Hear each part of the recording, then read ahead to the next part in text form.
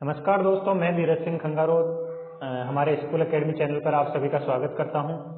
आज हम पढ़ने जा रहे हैं हमारा जो चैप्टर था साइंस के अंदर रासायनिक अभिक्रियाएं एवं उत्प्रेरक, उसका चौथा पार्ट। अब तक इस चैप्टर के अंदर हम भौतिक परिवर्तन एवं रासायनिक परिवर्तनों के बारे में पढ़ चुके हैं। रासायनिक समीकरण किसे कहते हैं, उसको किस तरीके से लिखा जाता है, उसके बारे में पढ़ चुके हैं। रासायनिक अभिक्रिया एवं उसके प्रकारों के बारे में पढ़ चुके हैं। ऑक्सीकरण, अपचयन एवं उदासीनीकरण के बारे में पढ़ चुके हैं। आज हम पढ़ेंगे, हमारा जो लास्ट टॉपिक है इस चैप्टर का वो है उत्प्रेरक, इसके बारे में पढ़ेंगे। तो चलिए दोस्तों, चलते हैं हमारे अगले टॉपिक उत्प्रेरक की तरफ।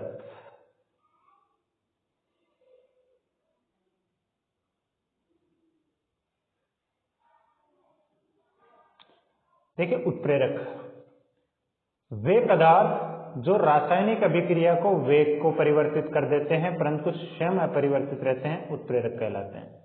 ठीक है, आप इसको इस तरीके से समझ सकते हो कि वे पदार्थ जो खुद रासायनिक अभिक्रिया में भाग नहीं लेते हैं लेकिन किसी भी रासायनिक अभिक्रिया के वेग को परिवर्तित कर देते हैं, उन्हें हम उत्प्रेरक कहते हैं। हो सकता है वो उस अभिक्रिया को तेज कर दे, हो सकता है वो उस अभिक्रिया को धीमा कर दे, तो वो उस अभिक्रिया को प्रभावित कर देते हैं। मतलब एक तरह से आप मान सकते हो कि जैसे नॉर्मली अपने आसपास में भी ऐसे लोग होते हैं कई तरीके के, कि जो अगर कोई काम हो रहा है तो उस काम में तो भाग नहीं लेते हैं लेकिन वो उसको प्रभावित कर देते हैं। इस तरीके के आदमी भी आप नॉर्मली सभी जगह पे पाए जाते हैं, तो ऐसे आदमियों को भी हम उत्प्रेरक कह सकते हैं। खैर, ये तो हो गई मजाक की बात, लेकिन उत्प्रेरक किसे कहेंगे हम? कोई भी ऐसी अभिक्रिया जिसके अंदर एक ऐसा पदार्थ होता है जो खुद रासायनिक अभिक्रिया में भाग नहीं लेगा, लेकिन वो अगर उस रासायनिक अभिक्रिया के अंदर उसकी उपस्थिति दर्ज करा दी जाए तो उस अभिक्रिया को गति को परिवर्तित कर देता है। वो उसको धीमा कर सकता है, वो उसके उत्पादों पर भी प्रभाव डाल सकता है, उसका आउटपुट जो भी अपने को उत्पाद लास्ट के अंदर मिलेगा, प्रोडक्ट, उसके अंदर भी वो प्रभावित कर सकता है। तो ये किस किस तरीके से प्रभावित करते हैं, आइए दोस्तों देखते हैं।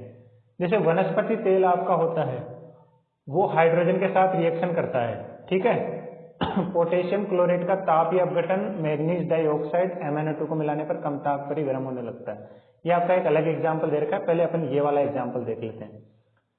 वनस्पति तेल को आप हाइड्रोजन के साथ रिएक्शन करा रहे हैं, लेकिन यहाँ पे उत्प्रेरक की उपस्थिति है। उत्प्रेरक कौन सा है? निकल। अब ये निकल उत्प्रेरक खुद तो इसमें भाग नहीं ले रहा है, लेकिन इस तेल को क्या बना देगा? वनस्पति घी, जो कि नॉर्मली आपका बाजार में भी बिकता है। वो किससे बनता है? तेल से। ठीक है, और उसके अंदर किसकी उपस्थिति होती है? हाइड्रोजन के साथ उसके रिएक्शन करा देते हैं और निकल उत्प्रेरक की उस उपस्थिति में अगर ये रिएक्शन हो जाती है तो वनस्पति घी बन जाता है। ठीक है, अब यहाँ देखो, उत्पाद आपने देखा, यहाँ तेल से संबंधित या हाइड्रोजन से संबंधित कोई उत्पाद नहीं है, बिल्कुल अलग उत्पाद बन गया। निकल से संबंधित कोई उत्पाद नहीं है, निकल ने इसमें एज ए उत्प्रेरक काम किया है यहाँ पर, लेकिन निकल खुद इसके अंदर उत्पाद में शामिल नहीं है। ठीक है, तो ना ही अभिकारकों में शामिल है। तो हम कह सकते हैं कि उत्प्रेरक उन्हें हम कहते हैं जो रासायनिक अभिक्रिया को वेग को परिवर्तित कर देते हैं और स्वयं अपरिवर्तित रहते हैं। अब हम देखते हैं, देखो उत्प्रेरक कितने प्रकार के होते हैं। भौतिक अवस्था के आधार पर आप उत्प्रेरक दो प्रकार के कह सकते हो, समांगी उत्प्रेरक और विसमांगी उत्प्रेरक। ठीक है, समांगी उत्प्रेरक किसे कहते हैं? जब रासायनिक अभिक्रिया में उत्प्रेरक, अभिकारक और उत्पाद तीनों एक ही अवस्था में होते हैं, एक ही भौतिक अवस्था में। ये तो क्या हो गए? अभिकारक, ये हो गए उत्पाद, ये हो गया उत्प्रेरक। आप देखो, दोनों अभिकारकों को लिक्विड की फॉर्म में है, तरल पदार्थों की फॉर्म में। ठीक है, यहाँ एसिटिक अम्ल और मेथिल एल्कोहल, ये भी आपका लिक्विड की फॉर्म में है, और आपका जो हाइड्रोक्लोरिक अम्ल है, ठीक है, HCl, वो भी आपका लिक्विड की फॉर्म में है, जलीय विलयन, एक्वस। ठीक है, ये AQ से रिप्रेजेंट करते हैं, जो हमने पिछली कक्षा में पढ़ा था। तो अगर तीनों की भौतिक अवस्था एक ही हो, यहाँ पे अभिकारक भी आपके लिक्विड है, उत्पाद भी लिक्विड है, मतलब द्रव है, और आपका उत्प्रेरक भी द्रव है, तो इस तरीके की अभिक्रियाओं में को क्या कहते हैं अपन? समांगी उत्प्रेरण। इन अभिक्रियाओं को कहते हैं समांगी उत्प्रेरण, और ऐसे उत्प्रेरकों को कहते हैं समांगी उत्प्रेरक। उसी तरीके से जैसे सल्फर डाइऑक्साइड की आपने अभिक्रिया कराई ऑक्सीजन के साथ नाइट्रस ऑक्साइड की उपस्थिति के अंदर, तो आपका क्या बन गया? Sulphur trioxide. ये सारे के सारे क्या हैं? गैस। देखो, अभिकारक भी गैस, उत्प्रेरक भी गैस और उत्पाद भी गैस। तो मैंने बताया आपको कि ऐसी अभिक्रिया जिसके अंदर उत्प्रेरक, अभिकारक और उत्पाद तीनों समान अवस्था में हो, समान भौतिक अवस्था में हो, तो उनको हम क्या कहेंगे? समांगी उत्प्रेरक। इसके जस्ट विपरीत होता है आपका विषमांगी उत्प्रेरक। जब रासायनिक अभिक्रियाओं में उत्प्रेरक एवं अभिकारक की भौतिक अवस्था भिन्न भिन्न हो तो उसे विषमांगी उत्प्रेरक कहते हैं। जैसे अभिकारकों की तो है गैस, ठीक है, नाइट्रोजन और हाइड्रोजन गैस की आप रिएक्शन करा रहे हो फेरस की उपस्थिति में यानी कि लोहे की उपस्थिति में, ठीक है, तो आपका क्या बन रहा है 2NH3 यानी कि अमोनिया। अभिकारक आपका गैस है, उत्पाद भी आपका गैस बन रहा है, लेकिन यहाँ उत्प्रेरक क्या है आपका सॉलिड ठोस है, ठीक है, ये ठोस उत्प्रेरक क्या है तो अलग हो गया, इसकी भौतिक अवस्था अलग हो गई। तो इस तरीके के हम उत्प्रेरकों को क्या कहते हैं, विषमांगी उत्प्रेरक। अब देखते हैं क्रिया के आधार पर उत्प्रेरकों के प्रकार। क्रिया के आधार पर आपके उत्प्रेरक दो प्रकार के होते हैं, एक तो हो गया आपका धनात्मक उत्प्रेरक, एक हो गया ऋणात्मक उत्प्रेरक। धनात्मक उत्प्रेरक किसे कहते हैं, रासायनिक अभिक्रिया का वेग बढ़ाने वाले उत्प्रेरक धनात्मक उत्प्रेरक कहते हैं। कोई अभिक्रिया मान लो हो रही है, ठीक है, आपने ऐसा उत्प्रेरक मिला दिया कि जिससे वो अभिक्रिया जल्दी जल्दी होने लग जाए, तो उसको हम बोलते हैं धनात्मक उत्प्रेरक। और कोई अभिक्रिया ऐसी है जो उसको धीमा कर दे तो उस अभिक्रिया उन उत्प्रेरकों को हम क्या कहेंगे, ऋणात्मक उत्प्रेरक। जैसे धनात्मक उत्प्रेरक का उदाहरण हम देखते हैं, ये KClO3 है आपका, ठीक है, इसकी अभिक्रिया कराएंगे आप तो 2KCl + 3O2 बनता है। लेकिन अगर आप इसमें MnO2 मिलाकर अगर गर्म करते हैं, ठीक है, MnO2 उत्प्रेरक आप इसमें मिलाते हैं तो ये KCl और CO2 जो बन रहा था ये जल्दी जल्दी बनने लग जाता है, ठीक है। तो ऐसे उत्प्रेरकों को हम क्या कहेंगे, धनात्मक उत्प्रेरक। इसके विपरीत ऋणात्मक उत्प्रेरक, ठीक है, जैसे हाइड्रोजन पेरोक्साइड है, ठीक है, इससे आप इसको अपघटित होकर आप इसका क्या बना सकते हो, जल और ऑक्सीजन गैस अलग अलग कर सकते हो इसमें से, ठीक है। लेकिन आपने अगर जिसमें ग्लिसरॉल मिला दिया तो आपके बनेंगे तो सही जल और ऑक्सीजन, लेकिन बहुत धीरे धीरे बनेंगे, ठीक है, बहुत धीमी हो जाएगी, इनकी गति धीमी हो जाएगी। तो इस तरीके के उत्प्रेरकों को हम क्या बोलते हैं, ऋणात्मक उत्प्रेरक। अब देखते हैं हम बच्चों स्वतः उत्प्रेरक, ठीक है। जब किसी रासायनिक अभिक्रिया में बना उत्पाद स्वयं ही उत्प्रेरक का कार्य करता है अर्थात अभिक्रिया के वेग को बढ़ा देता है तो वह उत्पाद स्वतः उत्प्रेरक कहलाता है। यहाँ आप ये तीर का निशान लगा सकते हो। कहने का मतलब ये हो गया कि जैसे आपने अगर उसके बारे में सुना हो आपकी न्यूक्लियर पावर प्लांट के बारे में, तो उसमें एक यूरेनियम पार्टिकल होता है, ठीक है। वो क्या होता है, जब उसका विखंडन होता है ना यूरेनियम का, नाभिकीय विखंडन जिसको आप बोलते हो, तो 1 से 2 पार्टिकल हो गए आपके, 2 से 4, इस तरीके से वो जब 2 बने ना तो वो 2 बने हुए उत्पाद ही हैं, वो भी उत्प्रेरक बन जाते हैं एक तरह से, और उसको गति को बढ़ाने में मदद करते हैं, ठीक है। एक तरह से मल्टीप्लाई का काम करते हैं वो, उसके अंदर उत्पाद तो बनेगा लेकिन वो बना हुआ उत्पाद ही क्या है, उत्पाद में ही और वृद्धि करता रहेगा, उसमें और मदद करता रहेगा। तो इस तरीके की अभिक्रियाओं को हम, इस तरीके के उत्प्रेरकों को हम क्या कहते हैं, स्वतः उत्प्रेरक कहते हैं। जैसे आपका एथिल एसीटेट दे रखा है, उसकी आपने अगर रिएक्शन कराई H2O के साथ में तो आपका एसिटिक अम्ल बन जाएगा प्लस C2H5OH, जिसको आप एथेनॉल बोलते हो, वो बन जाएगा।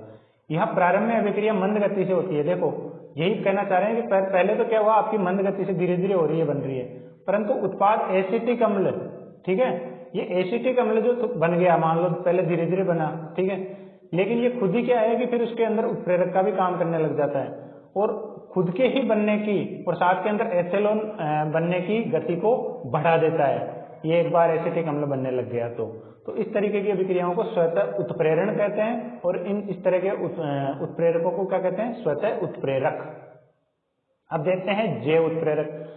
जैव रासायनिक अभिक्रिया की गति को बढ़ाने के लिए जो पदार्थ काम में लिए जाते हैं, ध्यान देना, जैव रासायनिक अभिक्रिया की गति को बढ़ाने के लिए जो पदार्थ काम में लिए जाते हैं उन्हें हम जैव उत्प्रेरक कहते हैं।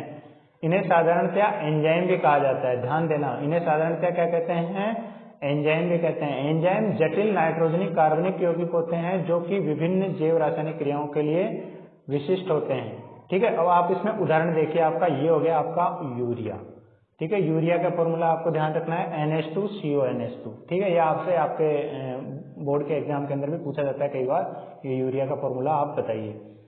तो यूरिया की आपने रिएक्शन कराई H2O के साथ में, ठीक है, यहाँ उत्प्रेरक क्या है आपका, यूरिएज, ठीक है, तो आपका क्या बना, एक तो अमोनिया बनी और कार्बन डाइऑक्साइड बन जाती है। इसी तरीके से आपने अगर डाइजेशन सिस्टम पढ़ा हो तो आप ये चीज पढ़ोगे आपके पाचन तंत्र वाले पार्ट के अंदर, माल्टोज को ग्लूकोज में कौन बदलता है, माल्टेज नामक एक एंजाइम होता है जो कि ग्लूकोज में बदलता है, और इस माल्टोज जो है वो ग्लूकोज में जो बदल रहा है, तो उसके अंदर महत्वपूर्ण भूमिका जो निभा रहा है वो कौन सा उत्प्रेरक निभा रहा है? माल्टेज उत्प्रेरक। तो इस तरीके के, इसको आप एंजाइम भी बोलते हो, ये एंजाइम क्या करता है? माल्टोज को ग्लूकोज में बदलता है। तो यही वाला जो माल्टेज है, यही क्या हो गया? एक तरह से आपका जैव उत्प्रेरक। अब हम पढ़ते हैं उत्प्रेरक वर्धक।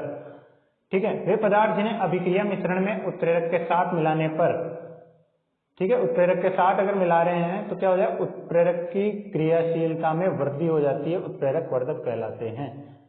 यहां अभिक्रिया की गतिशीलता की बात नहीं हो रही है, ध्यान देना। अभिक्रिया की गतिशीलता की बात होती तो आपका ये वाला टॉपिक था, ठीक है, धनात्मक उत्प्रेरक, जो कि अभिक्रिया की गति को बढ़ाते हैं। ये वाले उत्प्रेरक किसकी गति को बढ़ाते हैं? अभिक्रिया की गति को। यहां बात हो रही है उत्प्रेरक को ही बढ़ाने वाले, ठीक है। उत्प्रेरक को कौन बढ़ाएगा? उत्प्रेरक वर्धक की, उत्प्रेरक वर्धक बढ़ाएगा। जैसे नाइट्रोजन की आपने रिएक्शन कराई, हाइड्रोजन के साथ में आपका बन रहा है अमोनिया। उत्प्रेरक क्या है यहाँ पर? फेरस। ओनली क्या है? आयरन, जिसको आप Fe से लिखते हो, यही आपका उत्प्रेरक है। लेकिन इसके अंदर ये जो आपका MO जो दिया हुआ है, जिसको आप बोलते हो मोलिब्डेनम चूर्ण, मोलिब्डेनम चूर्ण, ये क्या करेगा? Fe जो उत्प्रेरक है, इसकी क्रियाशीलता को बढ़ा देगा। कहने का मतलब ये हो गया कि नाइट्रोजन और हाइड्रोजन की रिएक्शन कराने पर, अगर आप रिएक्शन करा रहे हो तो अमोनिया बनेगी, ठीक है। एक मिनट, नाइट्रोजन और हाइड्रोजन की आप रिएक्शन करा रहे हो तो अमोनिया तो बनेगी, आप फेरस की उपस्थिति में कराओगे तो भी बनेगी। लेकिन आपने अगर जैसे ही मोलिब्डेनम चूर्ण को आपने इस्तेमाल किया तो आपका फेरस और तेजी के साथ बनाने लग जाएगा। फेरस के अंदर क्या होगी? उसकी क्षमता में वृद्धि हो जाएगी, उसकी क्रियाशीलता में वृद्धि हो जाएगी। फेरस जो आपका उत्प्रेरक है, यही तो कह रहा है, उत्प्रेरक की क्रियाशीलता में वृद्धि हो जाएगी, तो उसे ही हम क्या कहेंगे? उत्प्रेरक वर्धक, ठीक है। उसी तरीके से आपका वनस्पति तेल में हाइड्रोजन लगा के आप वनस्पति घी बना रहे थे, ठीक है, हाइड्रोजन के साथ अभिक्रिया करा के, यहाँ उत्प्रेरक क्या था? निकल। उस टाइम भी हो रहा था, ठीक है, उस टाइम भी बन रहा था। लेकिन आप जैसे ही कॉपर ओर लगाओगे, ठीक है, तो ये निकल की क्षमता में वृद्धि कर देगा, और ये क्या कहलाता है? ये उत्प्रेरक वर्धक। उत्प्रेरक विष, वे पदार्थ जिन्हें अभिक्रिया मिश्रण में मिलाने पर उत्प्रेरक की क्रियाशीलता को कम कर देते हैं, या फिर वो अभिक्रिया की, आपकी उत्प्रेरक की क्रियाशीलता कम हो जाती है, ऐसे पदार्थों को हम उत्प्रेरक विष कहते हैं। जैसे यहाँ पे आपकी अभिक्रिया वही पुरानी अभिक्रिया, नाइट्रोजन के साथ आपने हाइड्रोजन की रिएक्शन कराई तो अमोनिया तो बन गया फेरस की उपस्थिति में। लेकिन अगर आपने जो भी आपका ये था मोलिब्डेनम चूर्ण, अगर ये मिला के आप कर रहे हो तो क्या हो जाएगी? अभिक्रिया और तेजी के साथ होगी, फेरस को और सपोर्ट मिलेगा, फेरस की क्रियाशीलता में वृद्धि हो जाएगी, तो क्या हो जाएगा? उत्प्रेरक वर्धक। उत्प्रेरक वर्धक क्या हो गया? ये वाला मोलिब्डेनम चूर्ण।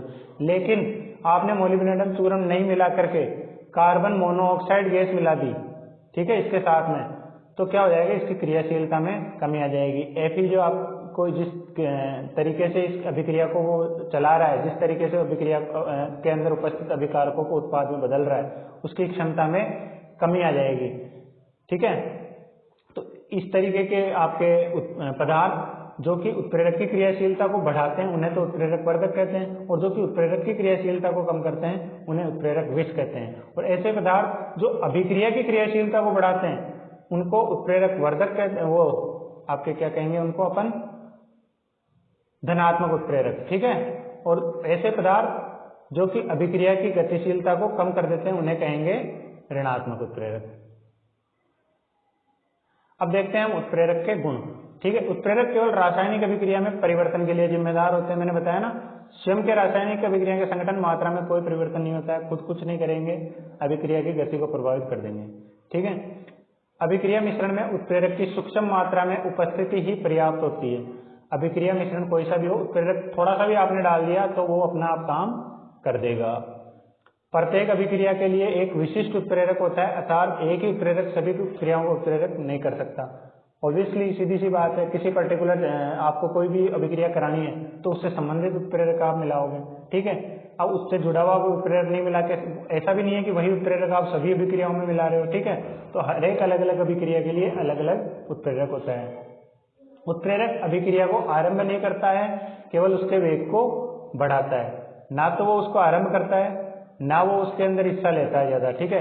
अभिक्रिया हो रही है, वो उत्प्रेरक आप नहीं डालोगे तो भी होगी, लेकिन वो धीमी हो सकती है, हो सकता है अपनी सामान्य गति पे हो रही हो सकता है अपनी तेज गति पे हो रही हो, अपनी गति पे होगी। लेकिन आपने उत्प्रेरक मिला दिया तो उसकी गति को प्रभावित करता है, वो उसको प्रारंभ नहीं करता है, भाई उसकी वजह से अभिक्रिया स्टार्ट होना चालू होगी, ऐसा नहीं है। अभिक्रिया तो होगी लेकिन वो उसकी गति को प्रभावित कर देता है। उत्क्रमणीय अभिक्रियाओं में उत्प्रेरक अग्र व प्रतिप दोनों अभिक्रियाओं के वेग को समान रूप से प्रभावित करता है। ठीक है, मतलब अग्र व प्रतिप अभिक्रियाएं आपने पढ़ी, उत्क्रमणीय अभिक्रिया में इस तरीके का सिंबल होता है, यानी कि अभिकारक से भी आप उत्पाद बना रहे हो तो उनको अग्र अभिक्रिया कहते हैं, और उत्पाद से वापस अभिकारक बना रहे हो आप तो उसको क्या कहते हैं, प्रतिप अभिक्रिया। तो ये दोनों ही जो आपकी प्रक्रियाएं हैं, अग्र अभिक्रिया और प्रतिप अभिक्रिया, दोनों को ही समान रूप से प्रभावित करेगा। उत्प्रेरक एक निश्चित ताप पर ही अधिक क्रियाशील होते हैं। ठीक है, हाँ, अलग अलग अभिक्रियाओं के लिए अलग अलग तापमान की जरूरत होती है। जैसे आपने अगर मेडिकल की भी कोई आपने दवाई देखी हो तो हर एक पे टेम्परेचर लिखा होता है कि आप इसको रूम टेम्परेचर पे रख सकते हैं।